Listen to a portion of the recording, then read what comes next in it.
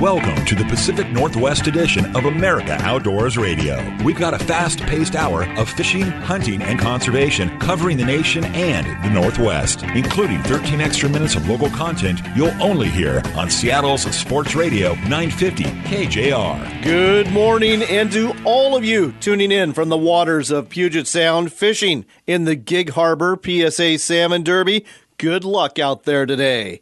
This week on the show, we're going to be talking to Bob Loomis at the end of the hour. He's invented a great new lure that ought to catch the heck out of trout in just about any lake you want to fish it. You'll also want to hear our local shot of the outdoors at the bottom of the hour, too. We'll be chatting with Mickey at the Puyallup Sportsman's Warehouse store about the pre-hunting season sale going on right now and all this week, and about an incredible deal on a hunting rifle that is marked down $1,000. It's over 54% off. But before we give you more details about that rifle and some other very good deals you'll find at your Puyallup, Everett, Silverdale, and Federal Way Sportsman's Warehouse stores, it's time to tell you what's hot right here in the Pacific Northwest. We'll start off with some Salmon Derby results east of the Cascades. 208 anglers fished the 3-day Brewster Salmon Derby on the upper Columbia River,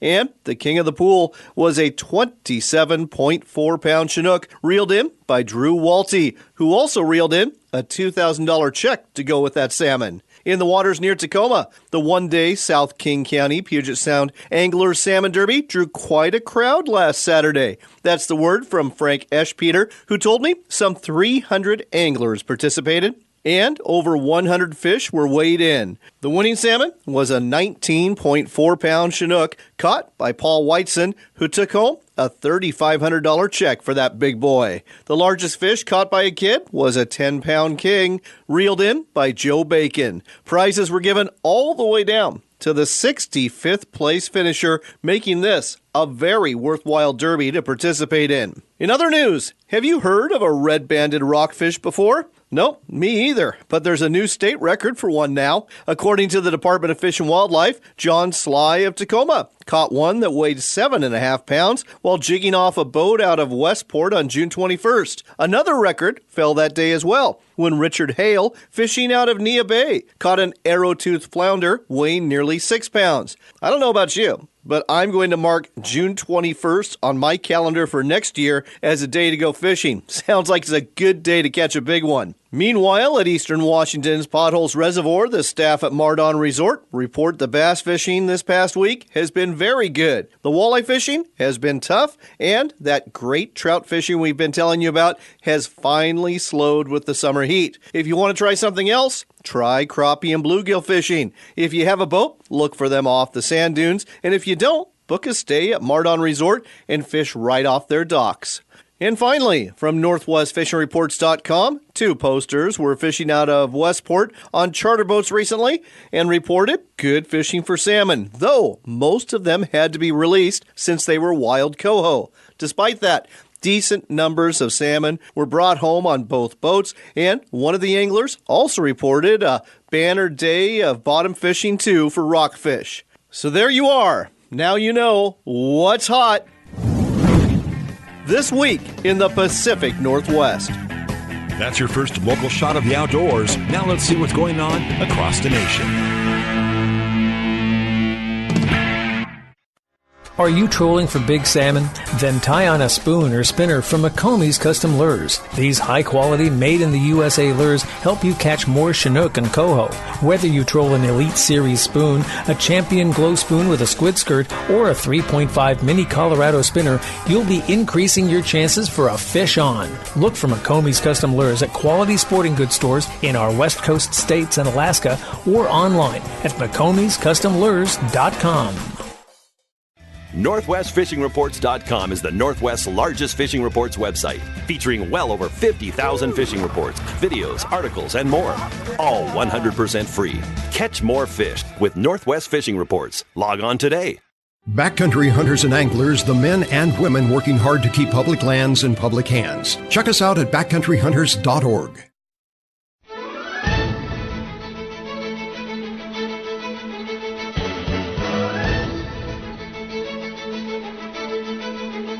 It's time for America Outdoors Radio, the show that covers the outdoor scene across the U.S. of A. and the entire continent. Fishing, hunting, conservation, outdoor recreation, and great destinations, we cover it all every week. It's your country, your outdoors. Let's explore it together with your host, John Cruz. There's an old saying among folks who work in fish and game agencies that work in places where bears are present. And it goes like this: a fed bear is a dead bear. That's exactly what happened at the Sibley Lake Campground in Wyoming's Bighorn National Forest last week when Game and Fish officials euthanized a black bear who was using the campground as a fast food restaurant. Sometimes people will purposely feed the bears. That's what used to happen in Yellowstone National Park a few decades ago, where bears were reduced to roadside beggars until the National Park Service clamped down on this behavior by tourists. In this case, though, it was the negligence of campers at Sibley Lake that killed the otherwise healthy adult bear. You see, people were leaving food out, sometimes in coolers, sometimes not in coolers, just left out. Not only were they leaving this food outside, they were leaving it unattended, an open invitation for a bear to stroll in and get himself the hot dogs, apples, and bread it feasted on. This was despite efforts by the local game warden to educate campers about not doing this. They did it anyway, and after repeated return trips to this campground and another one nearby, that bear was trapped and killed because there was no way to rehabilitate that bear at that point. It's a sad story, a real waste. And it shouldn't have happened except for the ignorance and negligence of those campers who let it happen. The bottom line, don't feed the bears. And if you're leaving a cooler out in bear country, make sure it's bear-proof. Let's turn to happier things, shall we? Like what's on our show this week. That would be a good start. With bears in mind and encounters with them as a hunter or as a hiker or angler who recreates in bear country, it's good to know what works well and what doesn't when it comes to stopping or dropping a bear. That's why we reached out to Troy Rodakowski. He's an avid bear hunter and an outdoors writer who's going to share his opinions about the best calibers and ammo for bear hunting, as well as the best firearms for personal protection, whether you're in black, brown, or grizzly bear country. Troy will also give us his take on the bear spray versus firearm protection argument, too. September is just around the corner, and that's when a lot of hard-walking upland bird hunters and their dogs will be hitting the high plains in search of sharp-tailed grouse. This is a whole different hunt than a pheasant hunt or a ruffed grouse hunt, and Tom Carpenter, with Pheasants Forever, knows a thing or two about Sharpies and how to hunt them. He's written a number of articles on the subject, to include one that appeared in Outdoor Life magazine. If you have ever wondered about hunting sharptails before, you don't want to miss this excellent primer on the subject. We've got outdoors news about some young guns on both the bass and walleye tournament trails that are winning, and about some big money awarded during the Bisbee's East Cape Offshore Tournament, an event billed as one of the world's richest fishing tournaments. We'll wrap things up chatting with Fred Contawi, a well-known fishing rod designer from Northern California who works for Douglas Outdoors, a manufacturer of high-end fly and conventional fishing rods in Phoenix, New York. Fred is going to explain to those of us who don't know what a switch rod is and how it differs from a traditional fly rod or spey rod. We'll also let you know about a couple of switch rods Fred designed that Douglas Outdoors rolled out at ICAST this year. Before we talk about bears and grouse and fly rods, though, we thought we'd take you to San Francisco Bay. No, you don't have to leave your heart in San Francisco. However, you will want to buy a fishing license the next time you go, though, so you can bring home some fish, and they are on the bite right now. Our first stop today is San Francisco Bay. That's where Fish Emeryville Charters will take you out fishing for salmon, bottom fish, and more. And with us here to tell you more about it is the manager of Fish Emeryville Charters, Andy Giuliano. Andy, welcome to the show. Hello, John. How are you? I'm doing fantastic. Why don't we start off by telling folks exactly where you're located and a little bit about the services you offer? All right. Well, we're in the Central Bay area, actually located in the East Bay, sandwiched between Berkeley and Oakland. We're in the Emeryville Marina. and we operate a sport fishing center, full-service sport fishing center with 9 boats, from 4-pack boats up to 56-foot Westport big charter boats. And our season runs from April to the end of the year, and we go season by season from bay fishing for halibut, striped bass, to salmon, to rockfish, lingcod, and then late in the year, November, December, we do rock fishing and Dungeness crab combination trips, which are our most popular trips of the year. Oh, I could see why that would be a popular trip. But let's go ahead and talk about what's going on right now. Chinook salmon, coho salmon, how's that going? Well, we're probably having one of the best seasons we've had in many years.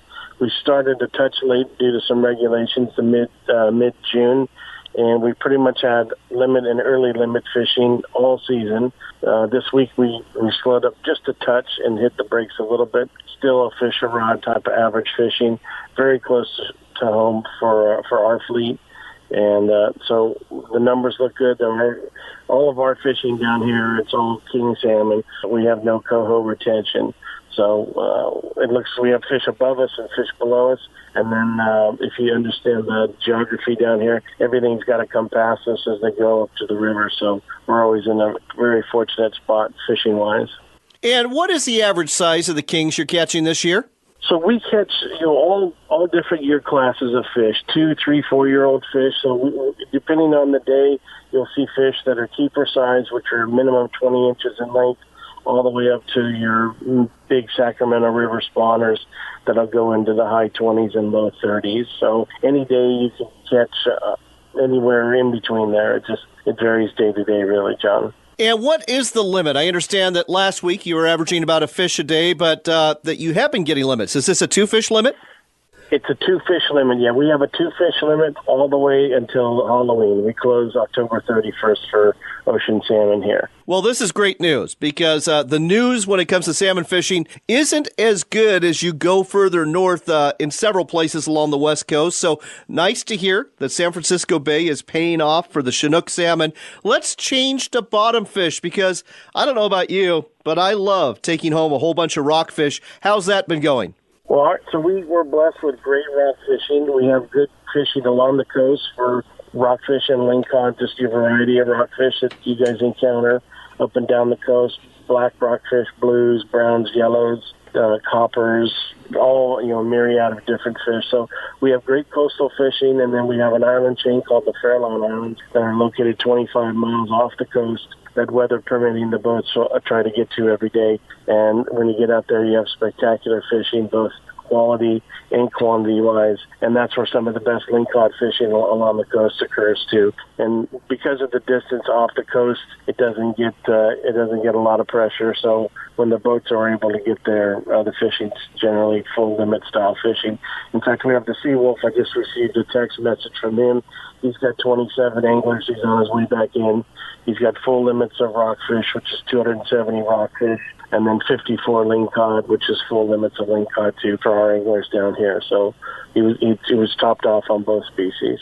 Wow, folks, that's 10 rockfish and 2 lingcod per angler. That is a lot of good fillets for the freezer. We've got to go, but folks, if you want to find out more about fishing for salmon or fishing for bottom fish with Fish Emeryville Charters in San Francisco Bay, the website to go to, very simple, fishemeryville.com. That's fishemeryville.com. Check out their fishing reports. Check out their fleet. They've been in business a long time. They'd love to take you fishing. Andy, thanks for sharing this with us today on America Outdoors Radio. All right, great. Thank you very much, John.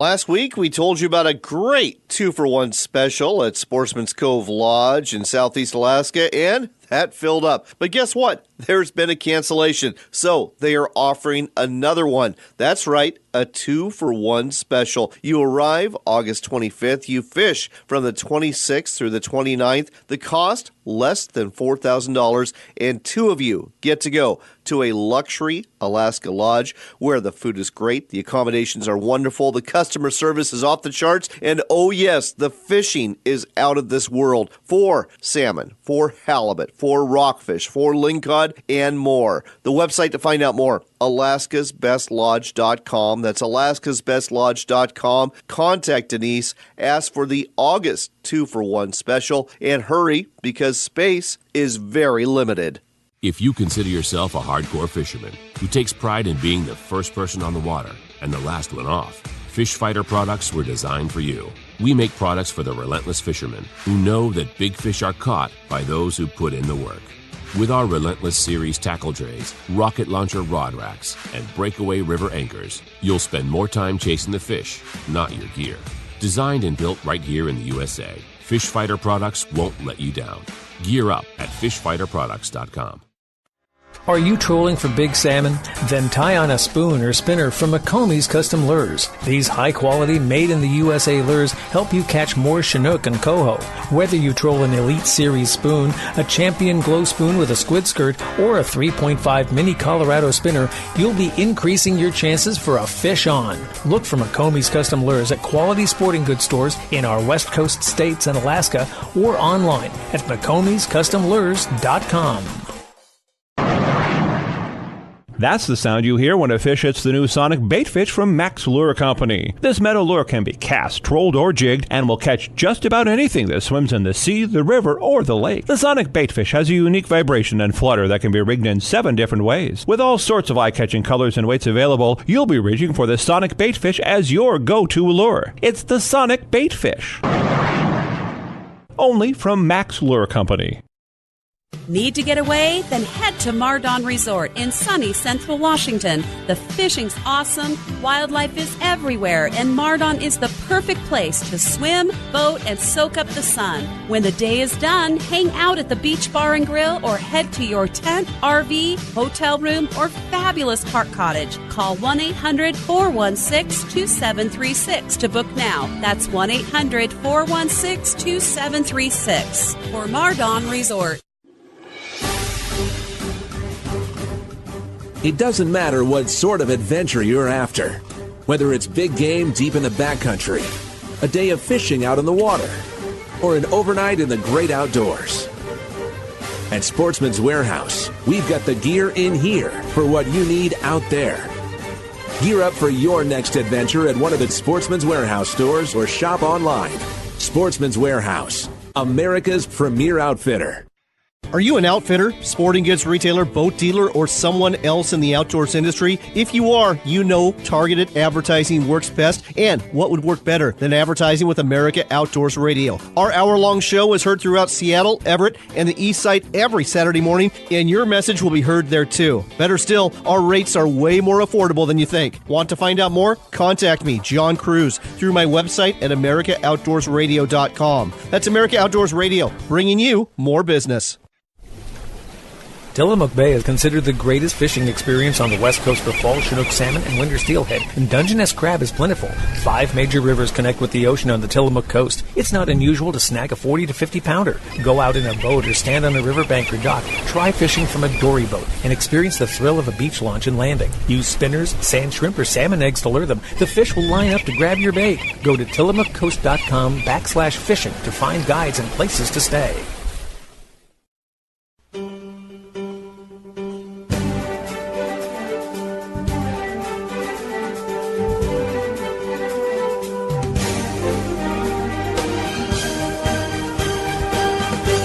You're back with America Outdoors Radio. I'm John Cruz. It's time to talk about bears. It's time to talk about bear hunting. It's time to talk about self-protection from bears. And what are the best calibers? What are the best weapons to have when you encounter a bear? Whether you're on the trail hiking or whether you're out hunting. With us here to help us answer that question is outdoors writer and bear hunter Troy Rodakowski. Troy, great to have you on the show. Hey, thanks for having me, John. It's good to be here. Well, it's great to have you here. I know that you've bagged a number of black bears over time. You've been up there hunting for big bears up in Alaska and the Yukon Territory, and you've spent a lot of time in bear country, so you were the first guy that came to mind for this interview. Let's start off with black bear hunting. It's open in a number of states around the U.S. right now, and when it comes to the right caliber, the right rifle for bear hunting, what are some of your recommendations? For black bears, and even grizzly bears or brown bears, 375 Ruger, Winchester Model 70, a Marlin 4.5. My dad uses a 338 BAR. 300 Win mags are a great caliber. For black bears here on the Coast Range, I like to use my 308. It gives you a little bit longer, flatter gun. And, a lot of people use 45-70s. A lot of these close encounters in thicker areas, people will use a 45-70 with open sights, and those are all great guns for bears. Here's a question for you, Troy. All of these calibers you just mentioned, they've all got a lot of oomph, and they are going to take down, like you said, anything from a black bear to a brown bear. But I know people who swear by their Winchester 270 and says, this is what I use for everything. I know people who will go out there with a lever action 30-30. I know that's completely old school, but I've met those hunters. Do those calibers work? And if not, or if not as well, why would you recommend against them? I'm definitely not going to recommend against them. For example, a 30-30, it'll take down a bear no problem, but it's situational. Anything 50 yards or closer, I'd say, hey, there's nothing wrong with using the 30-30. A 270, that's a great caliber, but you just have to know the limitations of the gun that you're using and keep that in mind when you're out hunting. And if you're going to be hunting in an area that's going to cause you to have a different scenario than the gun you're packing, you need to maybe upgrade or change that caliber of that gun to be suitable for the location you're hunting. That's my recommendation. And I'm guessing when it comes to these lighter calibers, like the 270, like the 30-30, we're only talking black bears here. You would never want that for a brown bear hunt, would you? Right. Definitely when you're pursuing a bigger, more powerful animal, you're going to want to be packing a bigger caliber gun and probably a little bit heavier grain of a bullet out of that gun, because you're going to want some serious stopping power. And a lot of people say, well, I want the challenge of shooting one with a muzzleloader or shooting one with a single shot centerfire. It's good to always have a gun that's capable of putting in a second or third shot if needed, because these animals are very powerful, and ethics comes into mind there. You want to be ethical when harvesting that animal, and so it's always good to keep those things in mind also. Oh, I agree. I think all of us want a clean kill with one shot, so you're right. If you can do it with a heavier caliber, you should do so. Let's turn our attention from hunting bears to protecting ourselves from bears, because there's a lot of folks who are out in bear country, whether it's Alaska and Canada or the Rocky Mountain states. They might be fishing, they might be hiking, they might be picking berries. I don't know. A lot of people are carrying bear spray, but a lot of people want to carry a firearm as well. If you're up in Alaska, a lot of guys you're with, they're going to be carrying shotguns, 12-gauge shotguns. Why is that? I think they carry a shotgun just because it's more convenient for what they're doing. And, a good shotgun to have in bear country up there is an 870 SPS Magnum 3.5-inch. And then, you want to load that with either some really heavy buckshot or, slugs. And that's going to stop a bear fairly quickly because there's a lot of power there in that gun. All right, so we got the shotgun taken care of. What about handguns? Because there's a lot of different calibers, and I'm guessing that little 380 that you might carry for, self-defense from other people might not be so effective for a bear out on the trail. Not so much. That's more like a little bee sting to those bears, So there's many different handguns out there that work for self-defense on a bear. 357 Taurus is a really great gun. The Glock 20 in the 10 millimeter is awesome for a sidearm to pack in bear country. 44 Magnum Ruger and a 454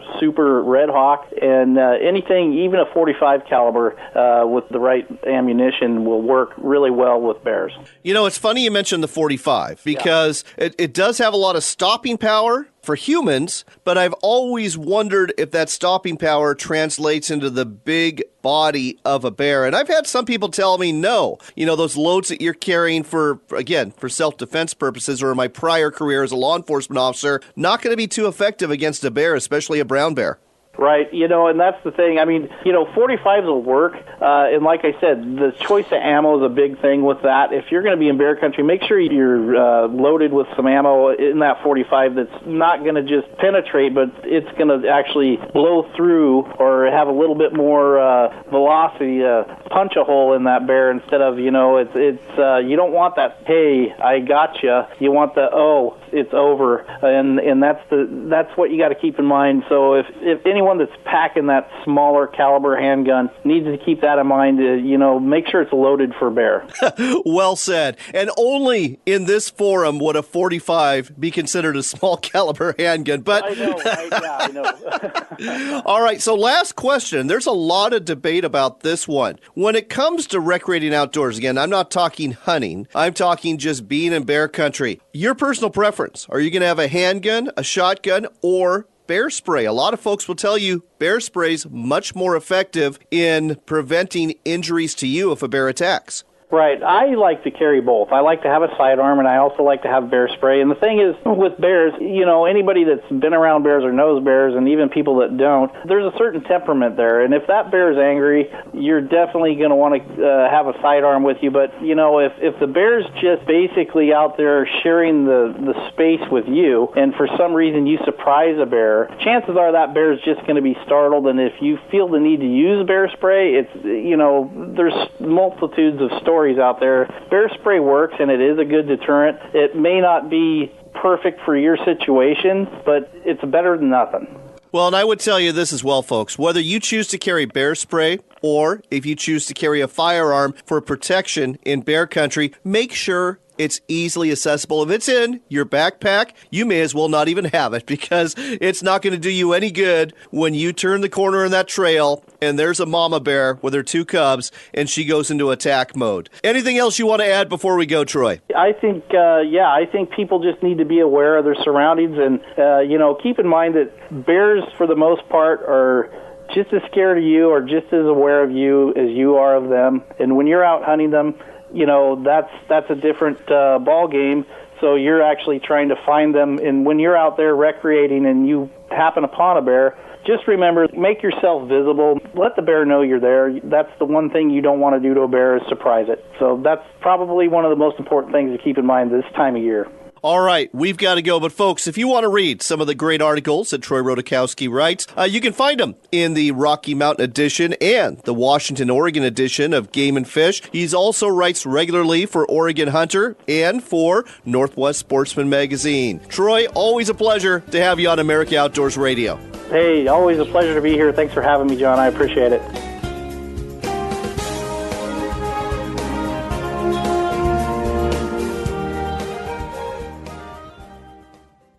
Are you trolling for big salmon? Then tie on a spoon or spinner from McCombie's Custom Lures. These high-quality, made-in-the-USA lures help you catch more Chinook and coho. Whether you troll an Elite Series spoon, a Champion Glow spoon with a squid skirt, or a 3.5 Mini Colorado spinner, you'll be increasing your chances for a fish on. Look for McCombie's Custom Lures at quality sporting goods stores in our West Coast states and Alaska, or online at McCombie'sCustomLures.com. There's a place where the fishing is year-round, where the sun shines 300 days a year. The wineries and breweries are right downtown. The hiking and cycling offer spectacular views you just don't get in the big cities. Fortunately, the place is real and vibrant. It's the Dalles, Oregon, just 90 short minutes from Portland, along the gorgeous Columbia River, where the adventures are limited only by your imagination. Find out more at explorethedalles.com. Ready for more local fishing and hunting? You got it. It's the Pacific Northwest edition of America Outdoors Radio, right here on Seattle's Sports Radio 950 KJR. It's August, and your local Sportsman's Warehouse store just happens to be having a pre-hunting sale going on right now, and it is a doozy. With us here to tell you more about a couple of items that you've just got to have is Mickey from the Puyallup Sportsman's Warehouse store. Mickey, welcome to the show. Thank you very much. So, Mickey, I am really, really excited about one item in particular. You've got a Remington Model 700. I mean, this is a classic bolt-action hunting rifle, and it's $1,000 off. Tell me more about it. So what I have here is a 7mm remag. It comes with a custom box here, special serial number, C-grade walnut stock, and it's just a beautiful gun. And you save $1,000 off of it. So right now it is $879.99. Think about this, folks. This is actually the 200th anniversary limited edition rifle, celebrating Remington's 200th anniversary as a firearms manufacturer.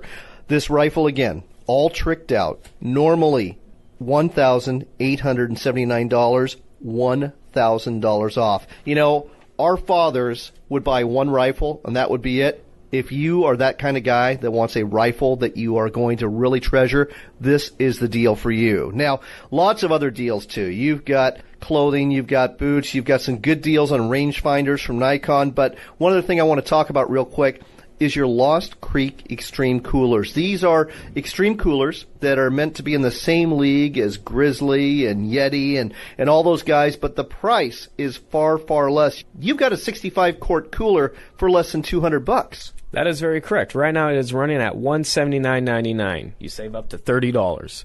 I've got to tell you, on our sister show, we were talking about a test that was just run on these extreme coolers, and in terms of value, the Lost Creek cooler, in my mind, came out on top. It held ice 13 days, just as long as the Yeti cooler, but the price is about half. Now, there is one caveat. These Lost Creek coolers are very rugged, but they're not bear-proof. So you'll want to keep it away from situations where bears are around. But if you're looking for a cooler that's going to hold ice in the backcountry for a long time at a really good price, the Lost Creek Extreme Cooler is it. And don't forget that fantastic $1,000 off deal on that Remington Model 700. If you want to find out more, head down to your local Sportsman's Warehouse store. You'll find them in Puyallup, in Federal Way, in Silverdale, and Everett. This sale is going on through the 19th. Great deals.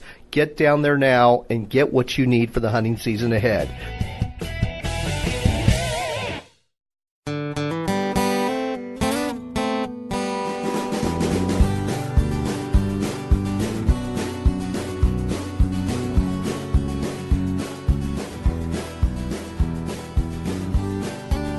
Welcome back to America Outdoors Radio. I'm John Cruz. September is just over the horizon, and when it hits, a lot of folks are going to be doing a lot of walking in the American West, and they're going to be looking for sharp-tailed grouse. One person who has written about hunting sharp-tailed grouse and knows all about them is Tom Carpenter with Pheasants Forever. Tom, welcome back to the show.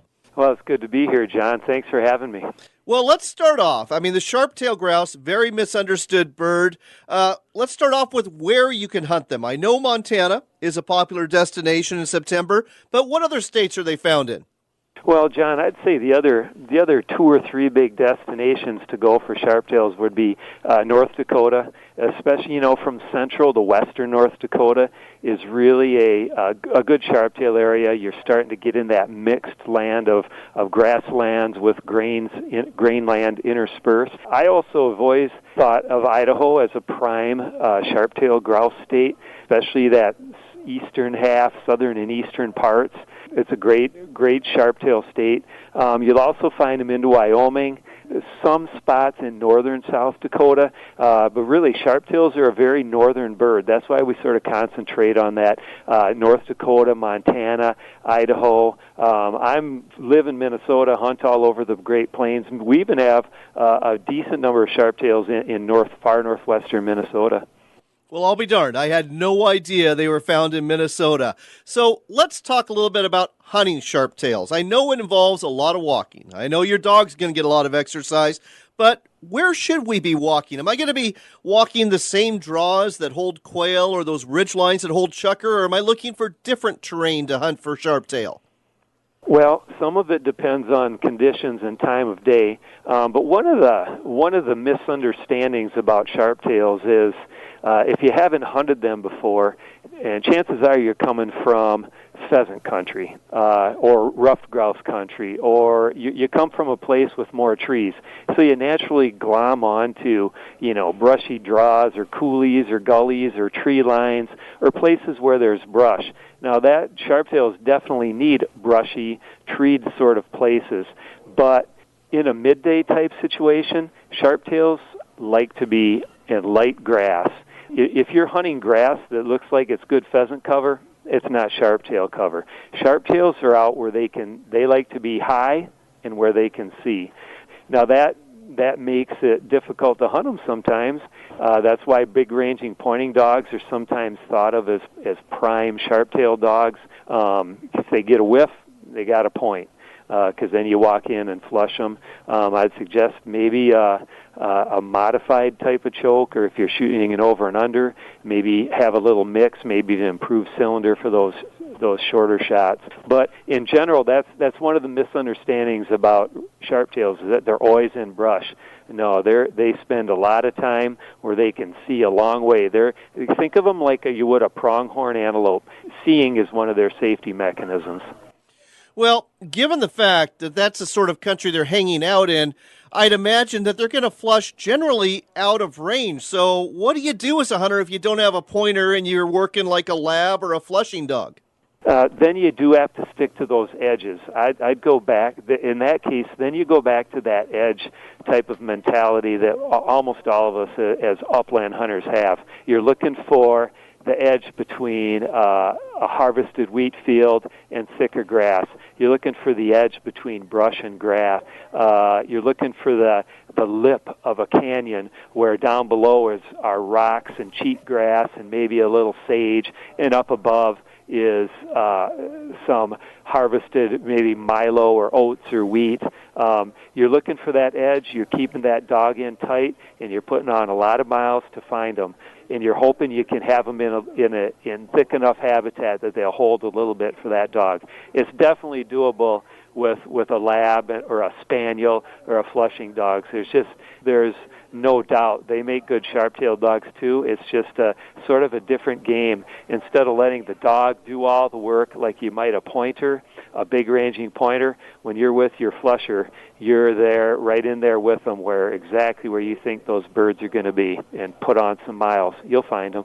Tom, that's some great advice. Again, folks, you're listening to America Outdoors Radio. We're talking to Tom Carpenter with Pheasants Forever about hunting sharp-tailed grouse, something a lot of folks are going to be doing out on the high plains come September. So you wrote a great article for Outdoor Life about the subject several years ago, and you had a great tip about when that first bird flushes to get up there in a hurry. And why is that?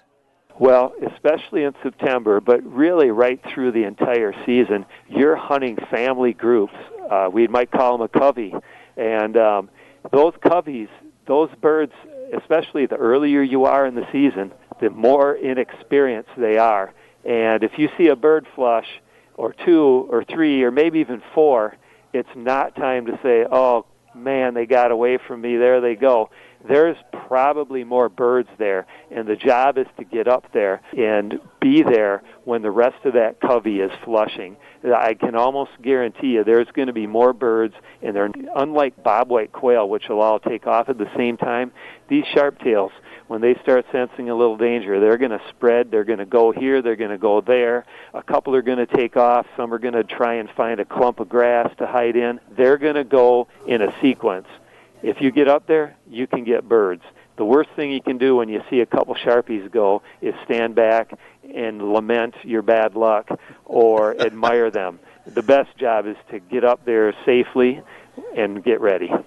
Great advice. One other thing that you mentioned in this Outdoor Life article, you suggested dissecting a typical day for these grouse and then planning your hunt around that.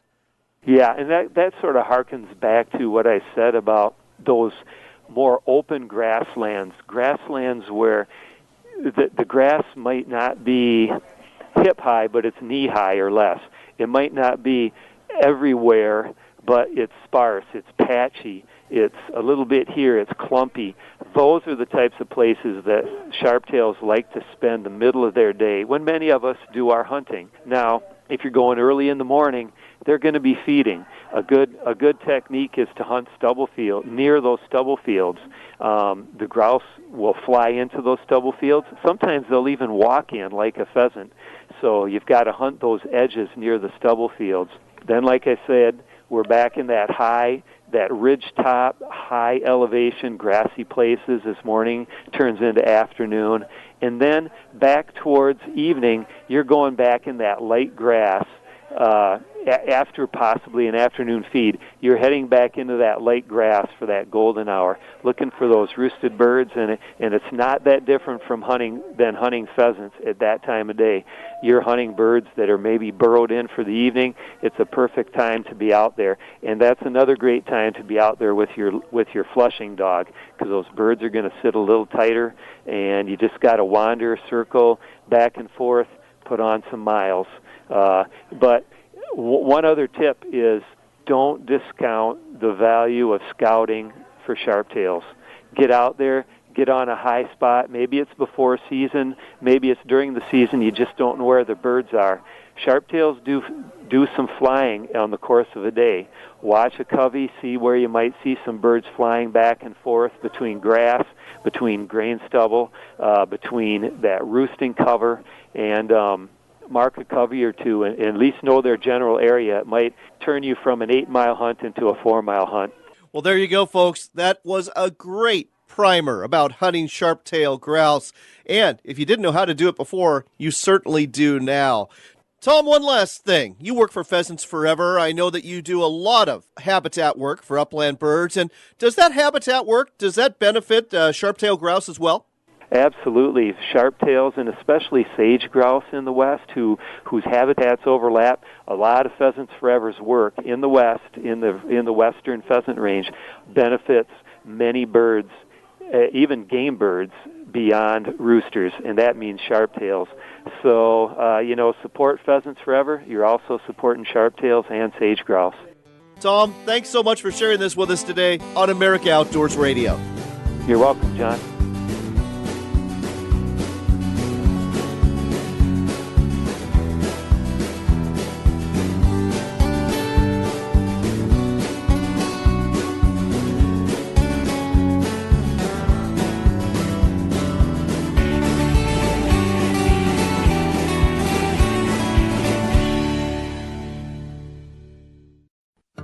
Do you enjoy wildlife and the outdoors?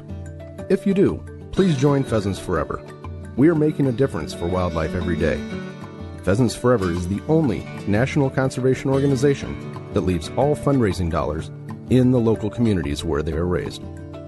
That translates into wildlife habitat improvements and more wildlife in your own backyard.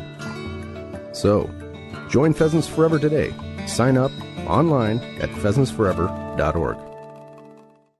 Last week, we told you about a great 2-for-1 special at Sportsman's Cove Lodge in Southeast Alaska, and that filled up. But guess what? There's been a cancellation, so they are offering another one. That's right, a 2-for-1 special. You arrive August 25th. You fish from the 26th through the 29th. The cost, less than $4,000, and 2 of you get to go to a luxury Alaska lodge where the food is great, the accommodations are wonderful, the customer service is off the charts, and oh yes, the fishing is out of this world for salmon, for halibut, for rockfish, for lingcod, and more. The website to find out more, alaskasbestlodge.com. That's alaskasbestlodge.com. Contact Denise, ask for the August 2-for-1 special, and hurry because space is very limited.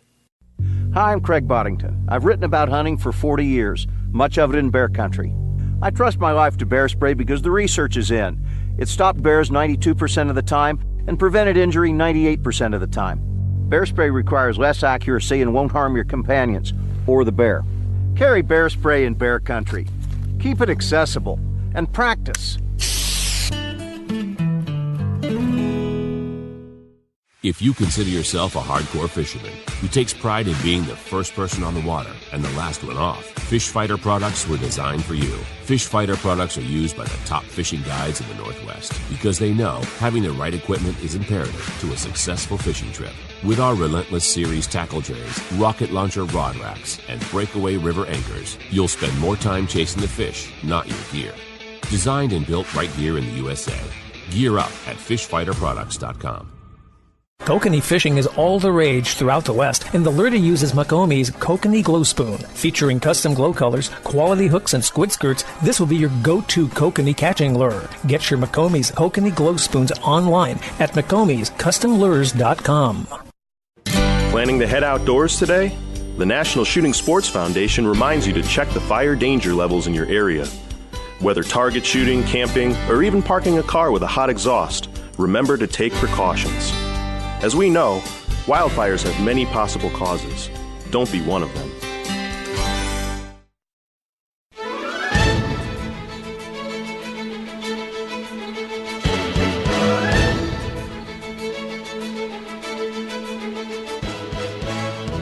Welcome back to America Outdoors Radio. This portion of the show is brought to you by Fish Fighter Products. Do you have an anchor problem when you fish? You know, does it drag the bottom, put you away from the zone you want to be fishing in? If so, you can solve that problem with the Breakaway River Anchor from Fish Fighter Products.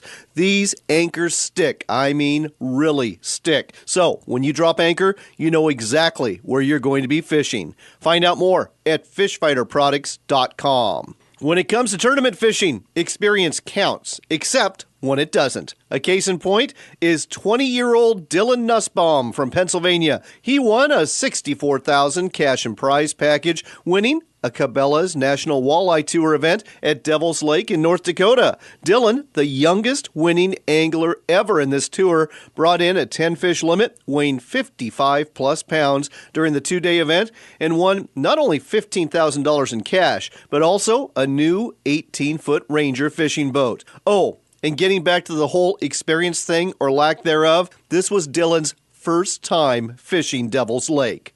Speaking of young guns from Bassmaster, we can share that Grayson Morris and Tucker Smith, representing Briarwood Christian School in Alabama, are the new Bassmaster High School National Champions. This follows their performance last week at Kentucky Lake in Tennessee. The Briarwood Christian School anglers caught an 18-pound, 9-ounce limit of 5 bass in the final round to clinch the championship with a 3-day total of 50 pounds, 2 ounces.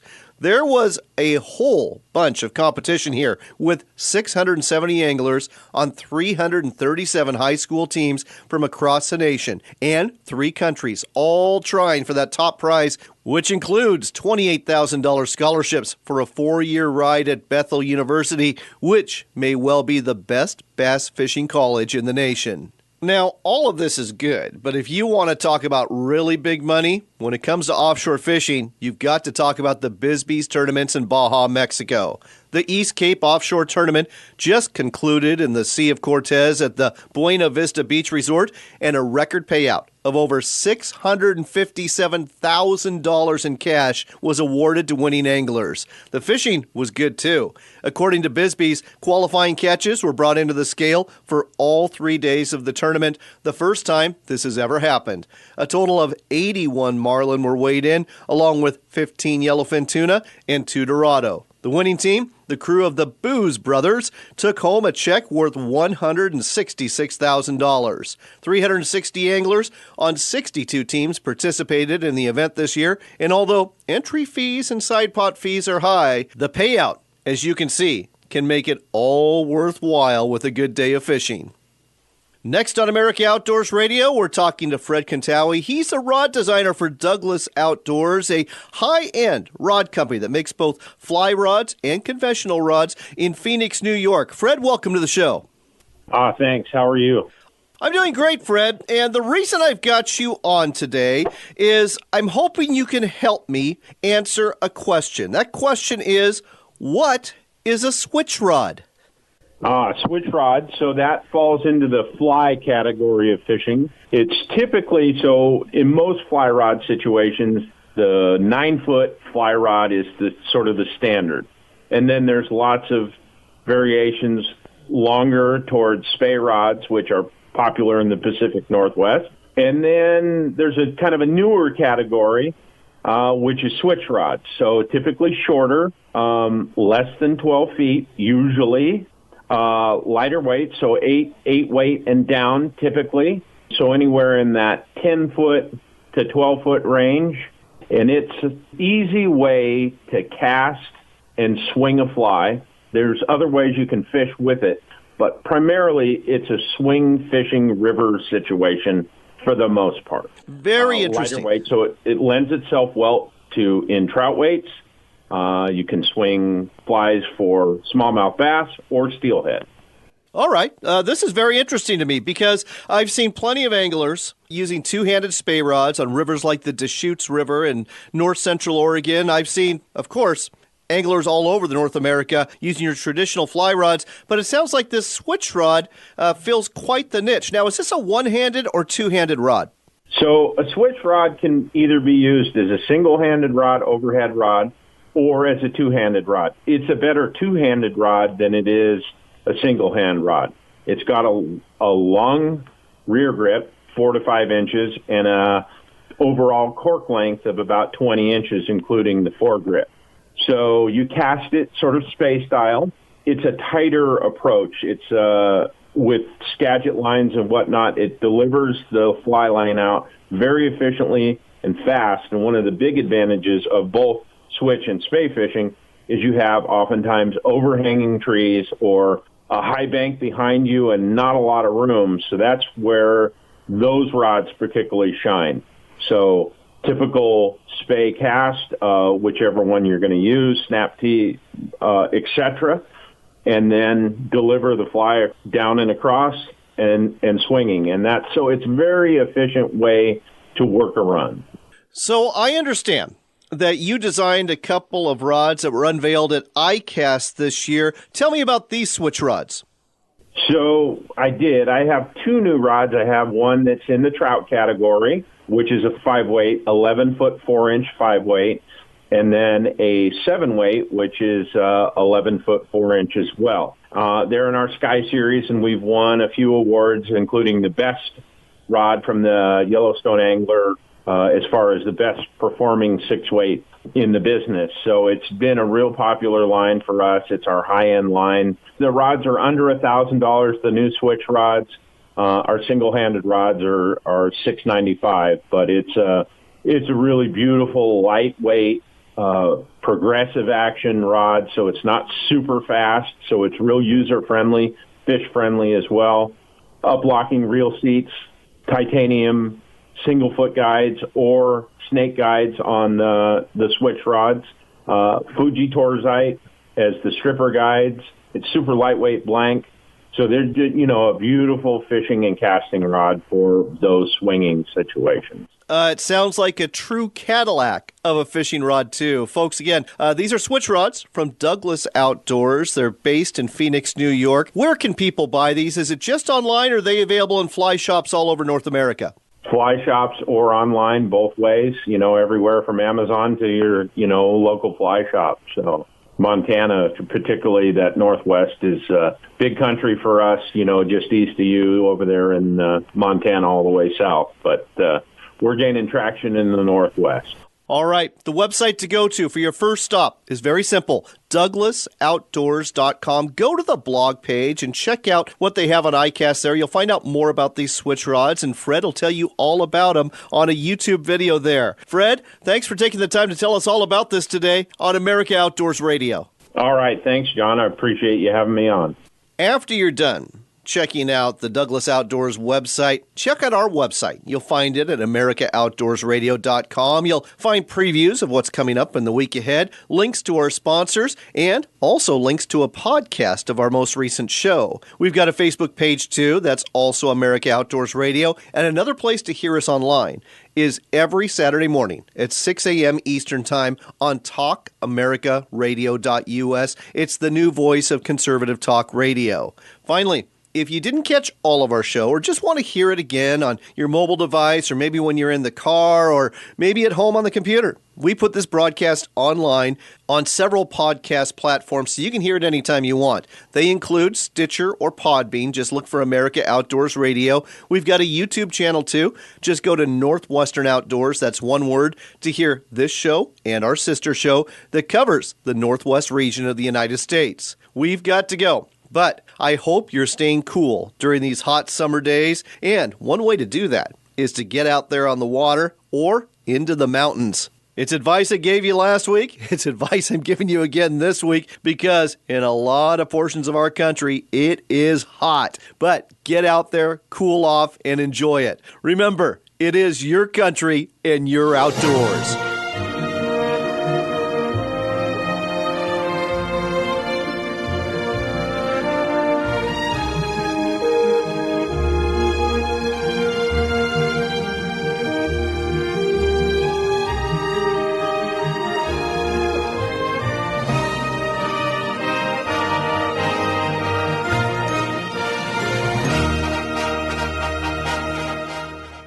Are you looking to reel in the marketing opportunity of a lifetime? Then set the hook because we've got it right here for you. America Outdoors Radio has sponsorships available, and we offer affordable platforms to reach thousands of listeners interested in fishing, hunting, and the outdoors. Find out more by contacting John Cruz through his website at AmericaOutdoorsRadio.com. That's AmericaOutdoorsRadio.com. Hurry, though. If you wait too long, the big opportunity might just get away. AmericaOutdoorsRadio.com.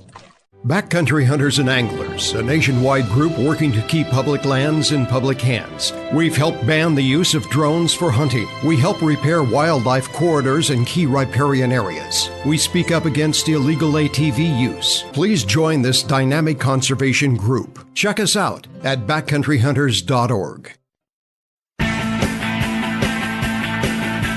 Don't leave yet. We've got one more local shot of fishing and hunting to wrap up the Pacific Northwest edition of America Outdoors Radio. It's time for another Mack's Minute. With us here again is Bob Loomis from Mack's Lure Company. Bob, always a pleasure to have you on the show. Thank you, John. We spent a lot of time talking salmon the last few weeks. Let's shift gears and let's talk trout because a lot of folks are trolling lures for trout this time of year. I don't care whether you're on Georgetown Lake near Anaconda, Montana, or your personal favorite, Flaming Gorge Reservoir at the border of Utah or Wyoming, or maybe Diamond Lake in southern Oregon. All great destinations. And I guess I'll ask you, when it comes to western Washington, eastern Washington, what are your favorite trout lakes? You know, you've got a number of lakes that are tremendous fisheries on both sides of the Cascades here. Eastern Washington, you know, you've got Concanelli, you've got Lake Roosevelt, you've got, you know, a number of things. Same thing on the west side where you're talking about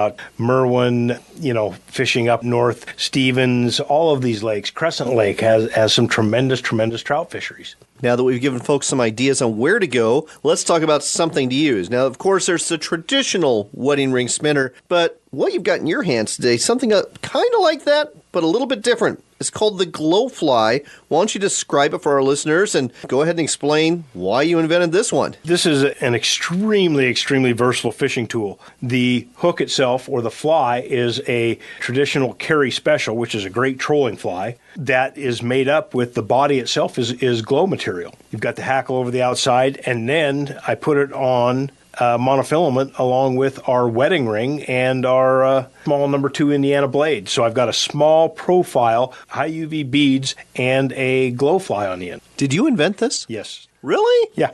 I'm impressed. Oh. That's why we have Bob Loomis on the show. He not only fishes, he invents fishing lures too. If you want to try out the Glowfly, it looks like it's going to work like a champ. Look for it at sporting goods stores near you or online at maxlure.com and try it at a trout lake near you. That's all for this week, but don't worry. We'll do it all again next Saturday morning from 7 to 8 right here on Seattle's Sports Radio 950 KJR. Are you looking for a game changer to help you catch more trout, kokanee, and salmon? No problem. Just tie on Mack's Crip Lure. Cast it or troll it. Either way, its specially designed ring chamber emits a low-frequency vibration with its erratic movement. It will catch more fish and make them strike. Better still, the different colors for the lure can be matched to just about any fishery. Look for the Crip Lure from Mack's Lure Company at a sporting goods store near you or go online at maxlure.com.